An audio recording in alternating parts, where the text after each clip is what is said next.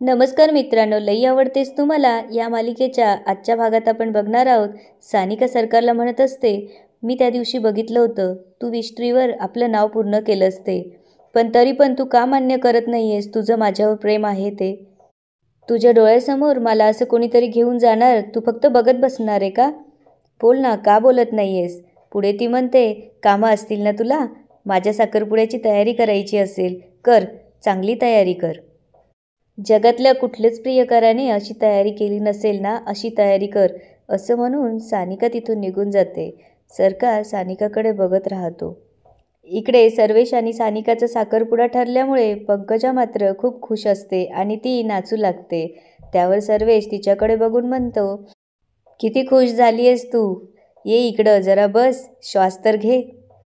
त्यावर त्याची आई म्हणू लागते, सर्वेश, स्वप्नांच्या एवढ्या जवळ कधीच आले नव्हते, त्यामुळे लय भारी वाटतंय बघ. त्यावर सर्वेश म्हणतो, एवढी एनर्जी वाया घालवू नकोस, काही एनर्जी साखरपुड्यासाठी पण ठेव. त्यावर पंकजा हसू लागते आणि म्हणते, पण सर्वेश, साखरपुडा ठरवून आपण लई मोठी लढाई जिंकली बघ. पुढे ती म्हणते, लग्नाचा बार आता लवकरच उडून टाकू धुडूम. त्यावर सर्वेश हसू लागतो आणि म्हणतो, साखरपुडा तर करूच ग, पण लग्न आहे ना, जेव्हा पप्पा जेलमधून येतील त्यावेळेस करू. त्यावर पंकजा म्हणू लागते, येतील. पप्पा लवकरच जेलातून बाहेर येतील आणि इथे आल्या आल्या मला त्यांना साहेबरावाच्या खुर्चीत बसलेलं पाहायचंय. त्यावर सर्वेश म्हणू लागतो, बघशील बघशील, ते पण लवकरच बघशील. मम्मी, आता आपली सर्वच स्वप्न पूर्ण होणार आहे बघ. त्यावर पंकजा म्हणते, आपली सगळी स्वप्न पूर्ण होतीलच, पण बया, सानिकाच्या स्वप्नांचं काय? सानिकाच्या सगळ्या स्वप्नांचा पार चक्काचूर झालाय, असं म्हणून ती आणि सर्वेश जोरजोरात हसू लागतात. इकडे सानिका विभासमोर रागामध्ये घरातल्या वस्तू फेकत असते. त्यावर विभा म्हणते, सानू अगं शांत हो, असं करून काय मिळणार आहे? त्यावर सानिका म्हणते, कशी शांत होऊ, तूच सांग ना, कशी शांत होऊ? अगं, माझं ज्याच्यावर प्रेम आहे तोच माझ्या साखरपुड्याची तयारी करतोय, हे बघून मी शांत होऊ? पुढे ती म्हणते, तो ना हे सगळं पैशांसाठी करतोय. त्यावर विभा म्हणते, अगं पैशांसाठी नाही करणार तो असं सानू. त्यावर सानिका म्हणते, मग कशासाठी करतोय? मजा वाटते का त्याला हे सगळं करताना? त्यावर विभा बोलू लागते, नाही सानू, तुझ्याबद्दलचं प्रेम त्याच्या डोळ्यात दिसतंय. त्यावर सानिका म्हणते, ते तर मला पण दिसतंय, पण का सांगत नाहीये तो? त्यावर विभा म्हणते, अगं बोलल त्यो, त्याला थोडासा वेळ दे. त्यावर सानिका म्हणते, वेळ? अगं किती वेळ देऊ? मुळात त्याला वेळ द्यायला माझ्याजवळ तर वेळ पाहिजे. किती वेळा विचारलं, तो काहीच म्हणत नाहीये. ठीक आहे, करू दे त्याला माझ्या साखरपुड्याची तयारी. आणि ती म्हणते, आता तर त्याच्या डोळ्यासमोरच माझा साखरपुडा होऊ दे. इकडे सरकार सानिकाच्या साखरपुड्यासाठी लागणारं सामान घेऊन जात असतो. तेवढ्यात बाबू शोनाला तो दिसतो. त्याला बघून ते दोघं खूप खुश होतात. सरकार मात्र त्यांच्याकडे बघत राहतो आणि त्यांना विचारतो, तुम्ही इकडे कसे?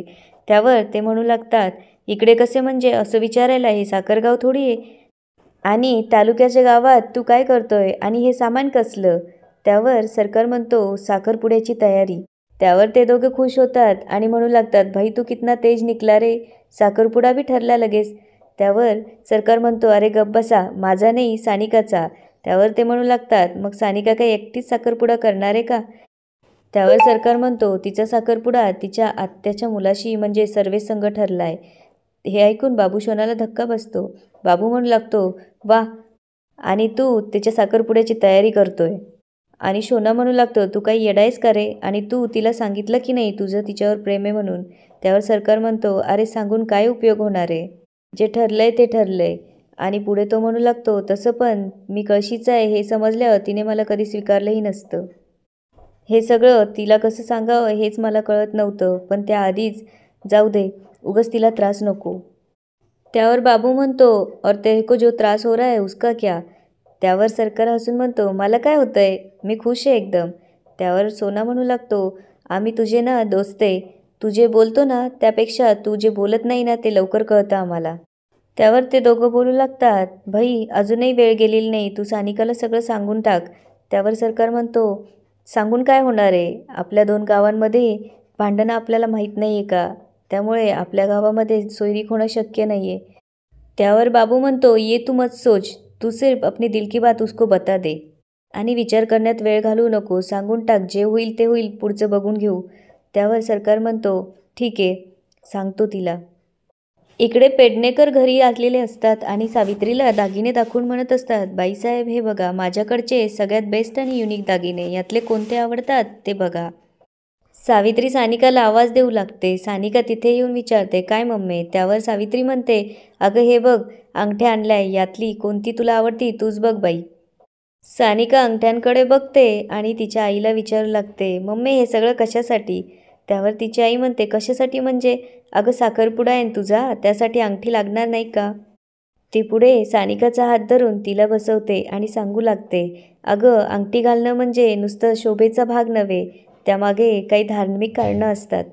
पुढे ती म्हणू लागते, अगं म्हणजे आपण ज्या बोटात अंगठी घालतो ना, त्या बोटाची नस थेट हृदयापर्यंत जोडलेली असते.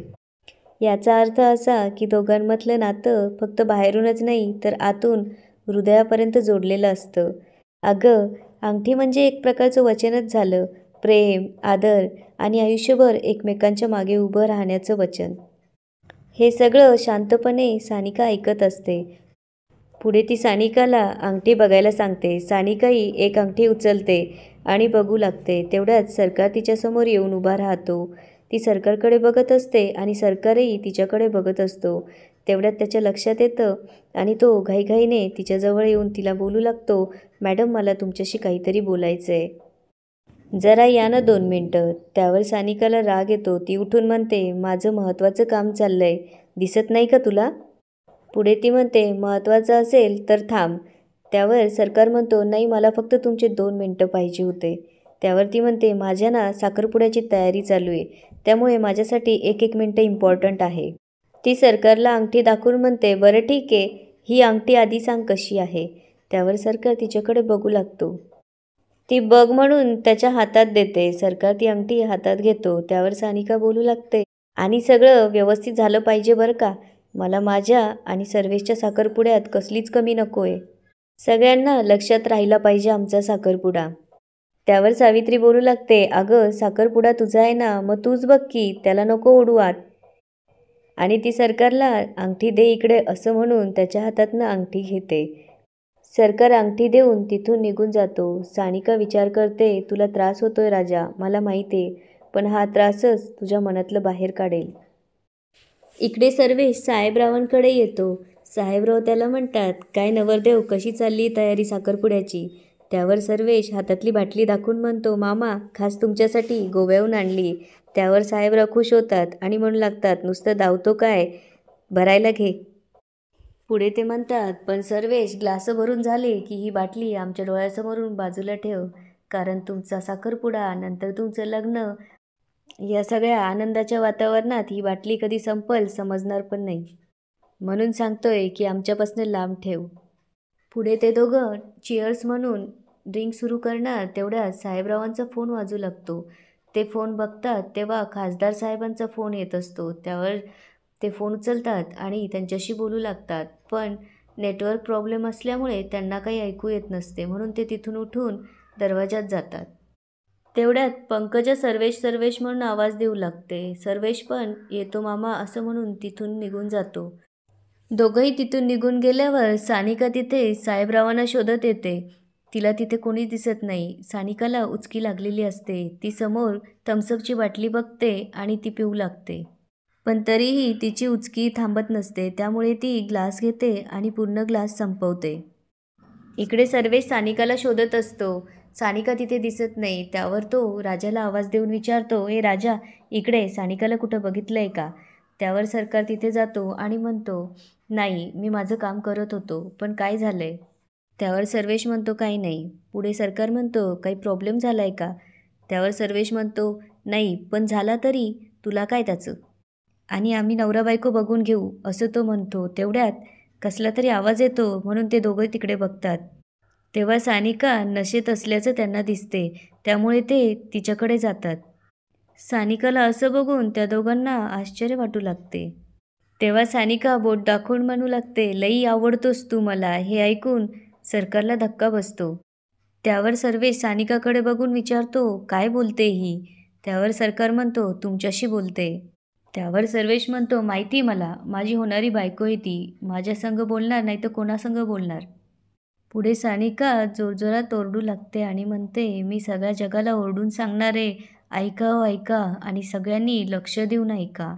आणि ती सरकारकडे बोट दाखवून म्हणते, लई आवडतोस तू मला आणि माझं तुझ्यावर लई प्रेम आहे. तेवढ्यात साहेबराव, सावित्री आणि आणि पंकजा सानिकाचा आवाज ऐकून तिथे येतात. सानिका त्यांना बघून त्यांच्याजवळ जाते आणि बोलू लागते, या, वेलकम वेलकम, तुमच्या सगळ्यांचं स्वागत आहे. पुढे ती म्हणू लागते, आता मी तुमच्या सगळ्यांसमोर माझं प्रेम व्यक्त करणार आहे. हे ऐकून सरकार मात्र घाबरतो. आणि याच ठिकाणी आजचा एपिसोड संपतो. आता पुढे काय होणार ते बघूया उद्याच्या भागात. धन्यवाद.